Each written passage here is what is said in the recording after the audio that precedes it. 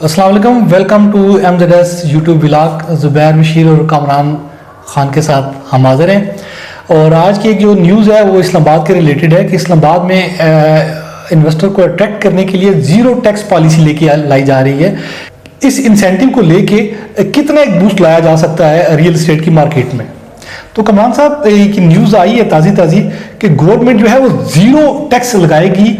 जो इस्लामाबाद में उन्होंने एक मॉडल पार्क बनाने जा रहे हैं जहां पे वो 7 स्टार होटल्स इंटरनेशनल लेवल के खोलना चाह रहे हैं और उनको इंसेंटिव ये दे रहे हैं कि हमारा टैक्स जीरो होगा, आप यहां पे आए इन्वेस्टमेंट करें। पाकिस्तान टूरिज्म के हिसाब से आगे जा रहा है, तो क्या ये 7 स्टार होटल्स को जीरो की पॉलिसी देने से कितना एक बूस्ट आ सकता है? देखिए, जब आप पाकिस्तान रियल एस्टेट की बात करते हैं और सिर्फ इस्लामाबाद के अंदर कोई 10-11 हज़ार कनाल के ऊपर कोई एक सेक्टर में आप बात करते हैं कि ज़ीरो टैक्स पॉलिसी आएगी, तो फिर मेरे ख्याल में उससे लाहौर रियल एस्टेट के ऊपर क्या फ़र्क पड़ सकता है, उससे कराची रियल एस्टेट के ऊपर क्या फ़र्क पड़ सकता है, उससे रावलपिंडी और इसके अलावा पूरे पाकिस्तान की रियल एस्टेट के ऊपर तो कोई उसके ऊपर फ़र्क नहीं पड़ सकता। देखें, हुकूमत इस वक्त ये कह रही है कि हम इस्लामाबाद के अंदर एक स्पेशल जोन बनाने जा रहे हैं जहाँ ज़ीरो टैक्स पॉलिसी हम लेके आ रहे हैं और आप आए इन्वेस्टमेंट करें और वहाँ अंदर जो डेवलपर काम करना चाहते हैं वो टैक्स एग्जेम्पशन सर्टिफिकेट ले लें। अब आप ज़रा आज से तकरीबन 4 से 5 साल पहले चले जाएं, 2021 तक चले जाएं। क्या 2021 में इस्लामाबाद रियल एस्टेट का किरदार पाकिस्तान की मईशत के अंदर कितना था? इस्लामाबाद के अंदर कितना CDA डेवलप कर रहा था? 2021 में हमने मारगला इनक्लेव को नहीं देखा था। 2021 में हमारे सामने मारगला आर्चर्ड नहीं आया था। 2021 में और हमारे सामने कौन से प्रोजेक्ट थे? सिर्फ पार्क व्यू सिटी आ रहा था, गुलबर्ग आ रहा था इस्लामाबाद के अंदर, बैरिया इनक्लेव आ रहा था, इसी तरह इस साइड पे कुछ प्रोजेक्ट आ रहे थे, लेकिन चीदा थे। लेकिन पाकिस्तान रियल एस्टेट की अगर बात देखें तो कराची के अंदर हम देख रहे थे कि सैकड़ों हाउसिंग सोसाइटीज डेवलप हो रही थी, लोग इन्वेस्ट कर रहे थे। इसी तरह फैसलाबाद के अंदर हमने देखा, मुल्तान के अंदर देखा, सियालकोट के अंदर देखा, लाहौर के अंदर देखा, जेलम के अंदर, दीना के अंदर हमने नई हाउसिंग सोसाइटी, इवन के हमने एबटाबाद के अंदर नई हाउसिंग सोसाइटीज आते हुए देखी। और 2018 से लेके 2026 तक मैंने देखा हैवी इन्वेस्टमेंट मरी के अंदर हुई, नथिया गली के अंदर हुई। तो गवर्नमेंट को अगर कोई भी पॉलिसी लानी चाहिए, जीरो टैक्स पॉलिसी लेनी चाहिए या कोई इन्वेस्टमेंट प्रोग्राम लेके आना चाहिए, तो वो स्पेसिफिक फॉर इस्लामाबाद नहीं लाना चाहिए। देखिए, इस्लामाबाद के अंदर जो हुकूमत के इस प्रोजेक्ट में आके इन्वेस्टमेंट करेगा, 7 स्टार होटल या किसी थीम पार्क के अंदर इन्वेस्टमेंट करेगा ज़ुबैर साहब, तो वो अरबपति होगा।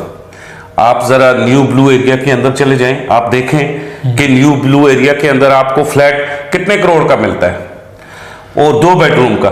तो आप अगर इस जीरो टैक्स पॉलिसी को, जो ओवरसीज पाकिस्तानी बैठा हुआ है, जेलम में उसका घर है, गुजर खान में उसका घर है, या जेलम या गुजरिया खान में वो इन्वेस्टमेंट करना चाहता है, कराची में करना चाहता है, लाहौर में, मुल्तान में, फैसलाबाद में, गुजरांवाला में, इसके अलावा आप जनूबी पंजाब के अंदर सारा चले जाएं, हारूनाबाद, उन दूर दराज के इलाकों में कोई इन्वेस्टमेंट करना चाहता है, KPK के अंदर कोई करना चाहता है, बलोचिस्तान के अंदर, सिंध के अंदर, पंजाब के अंदर, कश्मीर के अंदर, जहां भी गिलगित के अंदर, उस सब के लिए जीरो टैक्स पॉलिसी लेके आए। क्योंकि इससे तो आपका रेवेन्यू जनरेट होगा ना, वो बंदा तो इन्वेस्टमेंट करेगा। तो इस्लामाबाद के अंदर स्पेसिफिक एक 10-11 हज़ार कनाल का जोन बना के, ये तो इसी तरह एक हाउसिंग सोसाइटी है जो अमीर अशराफिया की है। और हुकूमत क्या गारंटी करती है कि हुकूमत अपने डेवलपर्स को, अपने लोगों को इसमें नहीं नवाजेगी?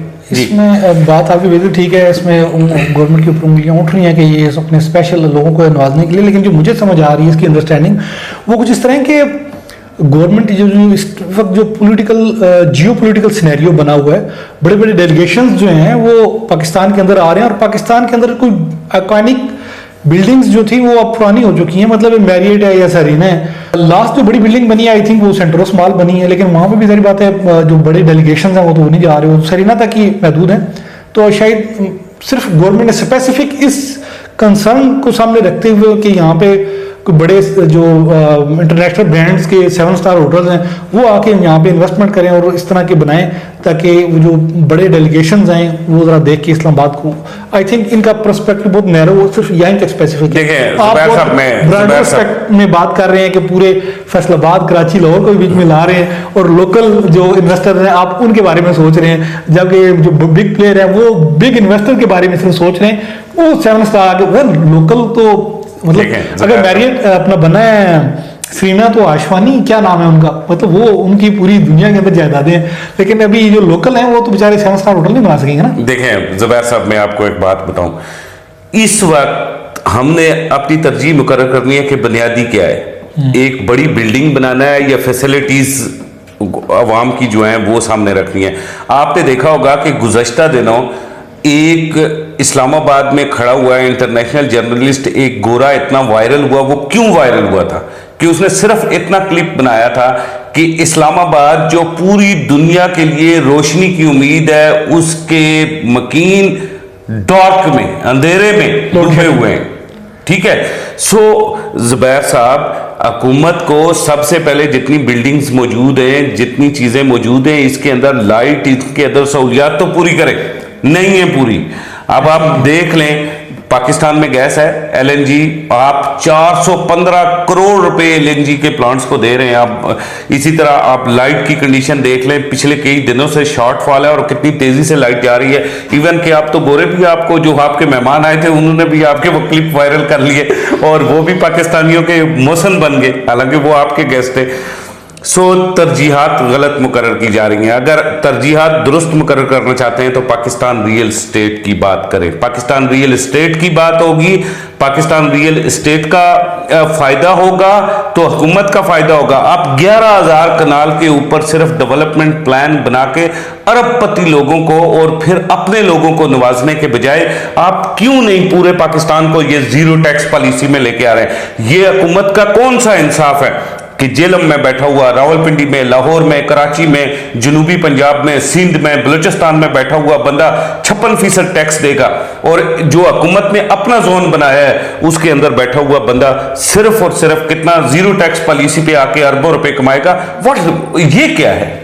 अगर इसी तरह मामला चलते रहे तो इसका मतलब है पाकिस्तान रियल एस्टेट डेड हो जाएगा, लोगों का ट्रस्ट ही चला जाएगा। ये हुकूमत कारोबार करने लोगों को देगी, खुद सहूलियात देगी तो तब होगा जब ये अपने ही टोले को उठा के 11,000 कनाल के ऊपर एक सोसाइटी बिल्ड करके उसमें 7 स्टार 5 स्टार होटल, क्लब्स बना के, पार्क बना के, वहां से जीरो टैक्स के ऊपर पैसा ये लोग इकट्ठा करेंगे और खुद इकट्ठा करेंगे। अब हुकूमत खुद इकट्ठा करेगी, इसके वजीर इकट्ठा करेंगे, इनके लोग इकट्ठा करेंगे। जब ये इकट्ठा करेंगे तो बाकी बेचारे जो ओवरसीज पाकिस्तानी है, लोकल है, वो घर के लिए भी प्रॉपर्टी नहीं खरीद सकेंगे, प्लॉट, क्योंकि 56% उसके ऊपर टैक्स है। तो फिर क्या हुकूमत ये समझती है कि ये लोगों की तो अक़वात जीत सकेगी, उम्मीद जीत सकेगी और आने वाला इलेक्शन जीत सकेगी? जी, तो व्यूअर्स, आपने पूरा मौक़िफ़ सुन लिया। अब मेरे ख्याल में जो हमारे डिसीजन मेकर्स हैं और पॉलिसी मेकर्स हैं उनके कानों में भी शायद कुछ जून हिल जाए कि वो इस नैरो पर्सपेक्टिव से निकल के थोड़ा ब्रॉडर पर्सपेक्टिव में आए। अगर इंटरनेशनल कम्युनिटी पाकिस्तान की तरफ आ रही है तो उनको उसका रोशन चेहरा दिखाने के लिए सिर्फ मतलब 7 स्टार होटल ठीक है, ज़रूरी है, वो बनाने चाहिए हमें, लेकिन उनको नवाजने के लिए सिर्फ जीरो पॉलिसी उनके लिए भी नहीं होनी चाहिए। जीरो पॉलिसी, टैक्स पॉलिसी जो है, अगर आम आप अपने जो रियल एस्टेट के डेवलपर्स हैं उनके ऊपर थोड़ा सा ट्रस्ट करें तो वो भी यहाँ पे ठीक ठाक ना सिर्फ रेवेन्यू जनरेट कर सकते हैं बल्कि अच्छी एक बूस्ट मिलेगी इकोनॉमी को भी। तो कमेंट्स में आप जरूर अपनी राय भी बताएं कि इसके ऊपर आप लोगों का क्या ख्याल है। इसी के साथ हमें इजाज़त दें, शुक्रिया।